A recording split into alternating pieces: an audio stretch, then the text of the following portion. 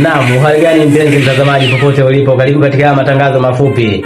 Unatupata barabara kupitia mitandao ya kijamii. Msomaji wako ni mimi Neli Comedian. Na huu ni mtasari wa habari. Karibu.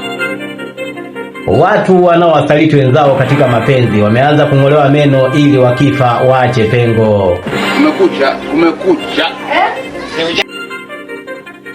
Wanawake wanaokataa kuolewa wameanza kushauriwa kujua kwamba jua huwa halimsubiri mvivu. Oh my God! Wanawake wanaotoa mimba wameanza kuchomwa na pasi za umeme ili kuzuia vifo vya mimba. Wanawake wanaoogopa kuzaa kwa uchungu wameanza kushauriwa kujua kwamba hata enzi za Adamu na Hawa walikuwa wanazaa kwa uchungu.